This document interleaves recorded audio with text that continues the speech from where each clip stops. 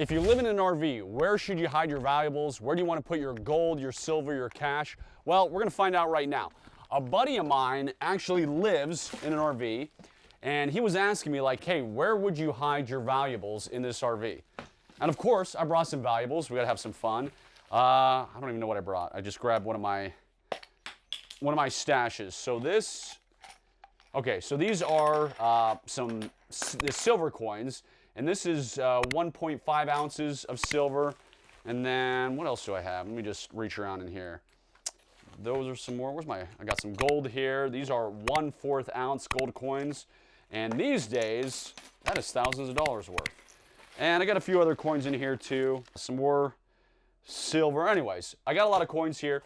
So let's go through this RV. I like RVs. I love RVs. I don't spend a ton of time in them because my wife does not share my enthusiasm for RVs. So we're going to start at the back here. If I lived in this RV and I had to hide my cash and gold and silver, what in the heck would I do? Well, I'm not going to hide in obvious places, but I do want to look around and see, okay, we got some stuff there. Blankets there. More stuff there. We got the couch. Okay. When you are hiding stuff, it's important to remember you want to make it inconvenient to get to. That's like the #1 thing. We know that criminals, when they break into a house, where do they go? They go to the master bedroom. They go through your sock drawer because that's where you're hiding your cash, your jewelry, your whatever valuables. So you want to make it super inconvenient and hard to get to because criminals want to be in and out of the house. Well, same thing with an RV. If a criminal breaks into your RV, they want to be in and out. They don't want to have to spend 10 years getting to whatever items are. Let me see, we got this couch. I don't even know, is this a pull-out couch or whatever? We're not going to do anything there. Let's look around here. Again, we're not going to obviously hide our valuables in any super obvious place. We want it to be a pain in the butt and not to get there. But since you're in an RV, you don't have a whole lot of room. You don't have a ton to work with. It's not like you can put a box of coins in your attic buried with 8,000 other boxes that you have to pull down the ladder thing and climb up there, which is the world's most inconvenient thing. And make sure you don't fall through the floor. You got to be stepping on the 2x4s as you're going through your attic. Does it sound like I've done that? Not going to go in here. Not going to do in there. Let's just look around here. All right, we got the ovens. We got some of the usual stuff. Nothing out of the ordinary. Nothing kitchen. What is this room? Okay, so we've got here. We've got, a bunch of stuff in there. When it comes to human nature, people don't often look up. So what do I mean by that? If you are going to tag a vehicle, and when I say tag a vehicle, I'm a former CI officer, by the way. So if you're like watching this and be like, who the heck is this guy? And what's he talking about tagging the vehicles? If you're trying to tag a vehicle, you tag it up high.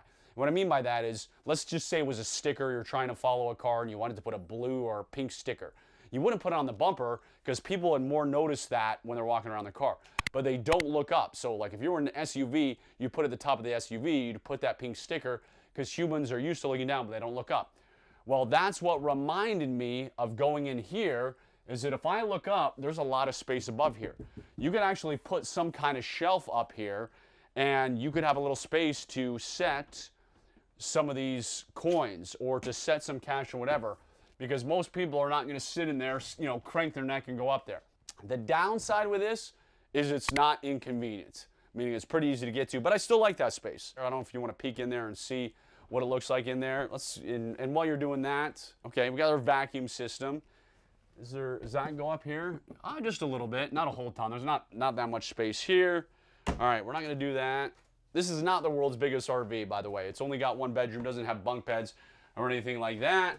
So, obvious places. All right, we got, so that is blocking something, right? I assume a skylight or whatever. If you could peel that down and put some cash, you could put that in up there. Not super obvious, kind of like that place. Let's see, near the toilet. I'm not going to do anything with a toilet. I'm going to leave that alone. Let's go to the one bedroom in this place. Okay. We got our one bedroom. We got the TV. You can put something behind the TV, but I'm not a fan of that. Kind of too obvious. Just make sure there's nothing crazy going on here. And then, of course, we got all these drawers and a bunch of things here.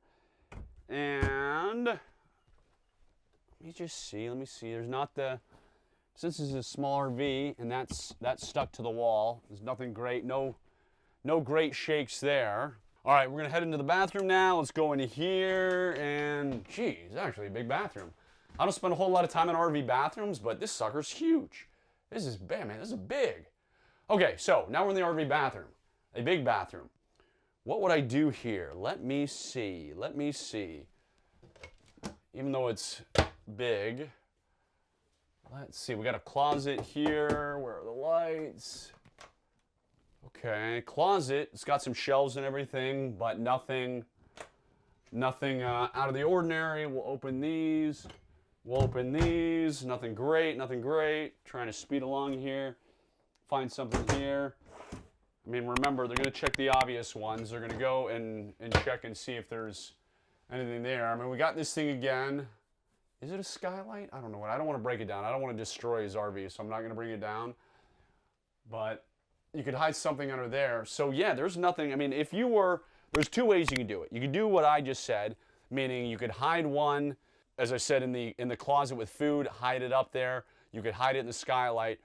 Or if you didn't want to basically hide it in plain sight, you could just get one of those safes, like a Sentry safe or some other safe, but which comes with a cable lock. And so then you could put your stuff in there, it's more obvious, and then you would cable lock it to something. Now the problem with an RV is if you run the cable through here, they're just going to rip off the door, so you'd have to cable lock it around something that really is going to stay. I mean, you could cable the toilet, you could cable lock it around the bottom of the toilet. That's going to take more time to get off. So that is another option. Instead of hiding it so they can't find it, just get a safe with a lock, wrap it around something like the toilet or a big piece of furniture, and it won't go. So that's what I would do if I own an RV. Maybe one day I will. Maybe my wife will change her mind. But let me just see if there's anything I'm missing here. Any other spots? But yeah, I think that was it. Hopefully you have some cash and gold and silver for emergencies. Hopefully you have it hidden in your house. I do. Life is crazy. You got to make sure and have emergency, as I'm looking around more, emergency money. For this cash and gold and silver and all this, because I always get asked. There's a company called Advantage Gold. They're who I use, who I trust. I betted the living daylights out of them. If you want to get gold and silver from them, you can mention my name, or you don't have to. It doesn't matter. But go to goldprepared.com. They've taken good care of you, or me. They'll take good care of you. So I recommend my friends and family. So have gold, have silver, have cash, stash it around your home, and figure out the best way that works for you.